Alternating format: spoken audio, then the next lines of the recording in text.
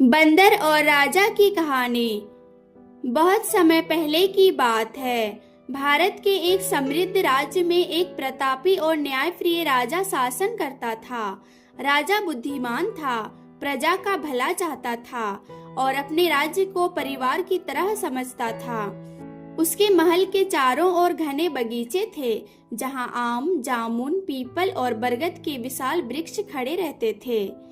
इन बगीचों में कई पशु पक्षी रहते थे, लेकिन उनमें सबसे चंचल और चालाक थे बंदर। राजमहल के बगीचे में एक विशेष बंदर रहता था।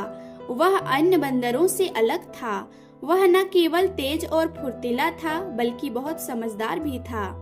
वह मनुष्यों की भांति तो नहीं समझता था, लेकिन उनके व्यवहार को बहुत अच्छे से पहचान लेता था। राजा अक्सर सुबह शाम बगीचे में टहलने आता था। एक दिन राजा की नजर उस बंदर पर पड़ी, जो बहुत अनुशासन से पेड़ों पर कूदता फांदता था, बिना किसी को नुकसान पहुंचाए। राजा मुस्कुराया और बोला, यह बंदर बाकी सबसे अलग है। धीरे धीरे बंदर और राजा के बीच एक अनोखा रिश्ता बन गया। जब भी राजा बगीचे में आता, बंदर उसके पास आकर बैठ जाता। राजा उसे फल खिलाता और बंदर भी राजा के आसपास ही रहता। एक दिन राजा ने अपने सेवकों से कहा, इस बंदर को महल में ही रहने दो, यह हमारा मित्र है। अब बंदर महल में रहने लगा। वह राजा के साथ समय बिताता, उसकी रक्षा करता और महल में सबको खुश करता। एक दोपहर राजा थक कर अपने शयन कक्ष में सो रहा था। महल के पहरेदार बाहर खड़े थे, लेकिन अंदर कमरे में केवल बंदर ही मौजूद था। राजा ने जाते जाते कहा, बंदर, जब तक मैं सो रहा हूँ मेरी रक्षा करना। बंदर ने सिर हिलाकर मानो कहा, चिंता ना करे महाराज। कुछ देर बाद एक मक्खी कमरे में आ गई।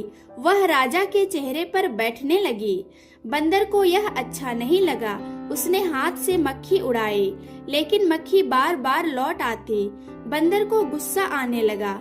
उसने सोचा, यह मक्खी महाराज को परेशान कर रही है, मुझे इसे खत्म करना होगा। बंदर ने पास ही रखी हुई तलवार देखी। उसने सोचा, अब मैं एक ही वार में इस मक्खी को मार दूंगा। जैसे ही मक्खी राजा के माथे पर बैठी, बंदर ने पूरी ताकत से तलवार चला दी। तलवार मक्खी को तो मार गई, लेकिन साथ ही राजा के सिर पर गहरी चोट लग गई। राजा की उसी समय मृत्यु हो गई। बंदर वहीं खड़ा रह गया। उसे समझ ही नहीं आया कि यह क्या हो गया। महल में हड़कंप मच गया।